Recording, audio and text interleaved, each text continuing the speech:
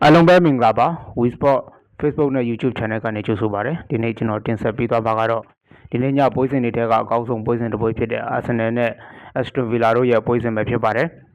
အထူးသဖြင့် Arsenal အသင်းအတွက်ဒီပွဲဟာအင်မတန်မှကိုအန္တရာယ်များတဲ့ပွဲစဉ်တစ်ပွဲဖြစ်ပြီးတော့မှသူ့ရဲ့နောက်ကနေအဓိကဖိအားပေးနေတဲ့ Man City အသင်းကလည်းကျွန်တော်တို့တန်းတက်တဲမှာဒီရာသီအကောင်းဆုံးခြေစွမ်းပြနေတဲ့ဆန်ဒါလန်တင်းနဲ့ရှင်ပြိုင်ကစားမှာဖြစ်ပြီးတော့ Arsenal ကတော့တတိယနေရာက Aston Villa တင်းနဲ့ရှင်ပြိုင်ကစားကြမှာဖြစ်ပါတယ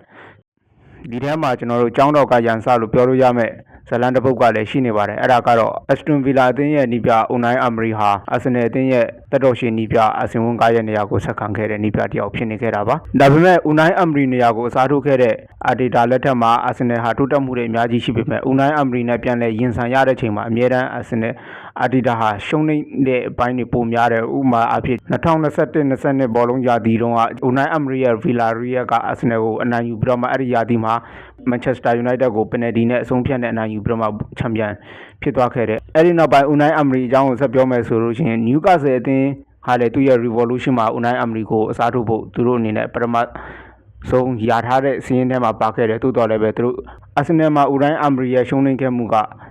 Newcastle အတွက်အဲဒီဟောင်းကိုရွေးချယ်စရာဖြစ်လာစေခဲ့ပါတယ်ဒါပေမဲ့ဒီ Aston Villa ကိုပ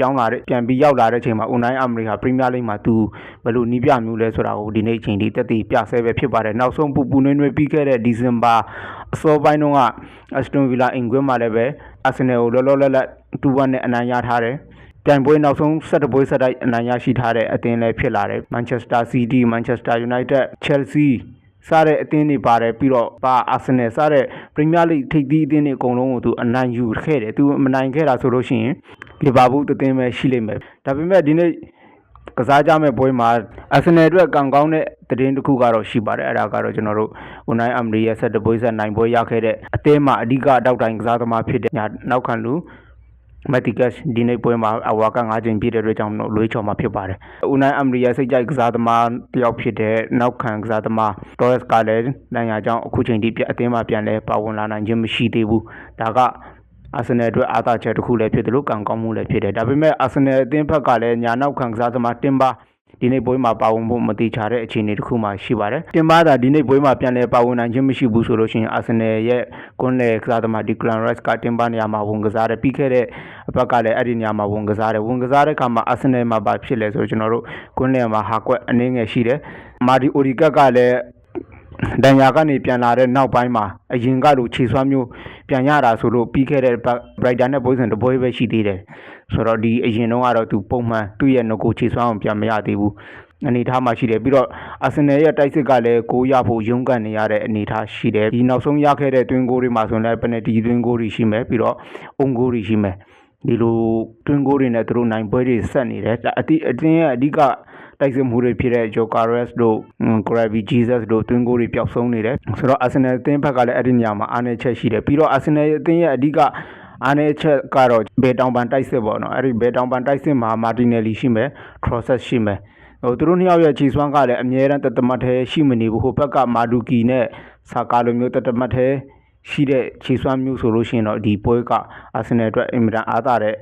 အခွင့်အရေးတစ်ခုဖြစ်သွားနိုင်တယ်ဘာဖြစ်လို့လဲဆိုတော့ Matikas ကဒီပွဲကိုလွှဲချော်တဲ့အတွက်ဒါသူတို့အတွက်အခွင့်ကောင်းဖြစ်နိုင်ပေမဲ့ Arsenal ရဲ့ဘယ်တောင်ပန်တိုက်စစ်ကလည်းပုံမှန်ခြေစွမ်းမျှော်လင့်လို့မရဘူးပြီးတော့တိုက်စစ်ကလည်းတွင်းဂိုးတွေရဖို့ရုန်းကန်နေရတဲ့ Arsenal ဖြစ်တယ်ပြီးတော့တစ်ဖက်မှာကျတော့လည်း Aston Villa တိုက်စစ်ကဒီနောက်ပိုင်းပုံမှန်တပွဲကို2ဂိုးနှုန်းနဲ့ပုံမှန်ရနေတယ်တွင်းဂိုးအတွက်ဘယ်သူမှတီးတန့်တာဝန်ယူရမယ်ဆိုတာလည်းမရှိဘူးလိုရင်လိုသလိုအသင်းကကစားသမားတိုင်းကတွင်းဂိုးတွေရနိုင်တဲ့အနေအထားကိုကျွန်တော်တို့တွေ့ရတယ်ဆိုတော့Arsenal ဒါဒီနေ့ပွဲစဉ်ကိုရှုံးနိမ့်သွားမယ်ဒါမှမဟုတ်ချီချော်သွားမယ်တရီဖြစ်သွားမယ်ဆိုလို့ရှိရင်တော့ကျွန်တော်တို့အဆင့်1နေရာမှာ Guardiola ရဲ့ Man City ကအသာလေးနေရာယူသွားနိုင်တယ်ပြီးတော့ပြီးခဲ့တဲ့ရာသီနောက်ဆုံး9နှစ်အတွင်းမှာချန်ပီယံ3ချိန်ထိဖြစ်ခဲ့တယ်အဲ့ဒီ3ချိန်စလုံးမှာလည်း3ချိန်မှာ2ချိန်က Arsenal ကိုဒီလိုပဲရာသီဝက်မှာဖြုတ်ချပြီးတော့မှအဆင့်1ကနေပြန်မဆင်းတော့ဘဲနဲ့ရာသီကုန်မှာဖလားသိမ်းသွားခဲ့တဲ့ရာသီကလည်း2ရာသီထိရှိခဲ့တယ် Arsenal အတွက်ကတော့ဒီပွဲဟာတကယ်ချန်ပီယံဘိုလူပွဲလို့ကစားရမယ်ပွဲစဉ်တစ်ပွဲဖြစ်တဲ့အတွက်ကြောင့်မလို့ဒီညပွဲစဉ်ကတော့ကျွန်တော်တို့အရေးပြတ်ခံပြီးစောင့်ကြည့်တဲ့ပွဲစဉ်တစ်ပွဲဖြစ်မယ်အာတီတာရဲ့ Arsenal အသင်းအနေနဲ့သူချန်ပီယံဖြစ်ဖို့ထိုက်တန်တဲ့ခြေစွမ်းရှိမရှိဆိုတာကတော့ဒီလိုပွဲစဉ်မျိုးမှာကျွန်တော်တို့တုံးသက်ကြည့်ရှုရမှာဖြစ်တယ်ဒါကြောင့်မလို့ဒီညပွဲစဉ်ကတော့ကျွန်တော်တို့အရေးပြတ်ခံပြီးလုံးဝကြည့်ဖို့ထိုက်တန်တဲ့ပွဲစဉ်တစ်ပွဲဖြစ်တယ်လို့အာဆင်နယ်အသင်းရဲ့ရုံးအား အာဆင်နယ်အသင်းရဲ့ချန်ပီယံစိတ်ဓာတ်ဘယ်လောက်ထိရှိသလဲဆိုတာအကဲစားမဲ့ပွဲဖြစ်တယ်ဆိုတာကိုကျွန်တော်ဒီကနေတင်ဆက်ပေးချင်ပါတယ်အားလုံးကိုကျေးဇူးတင်ပါတယ်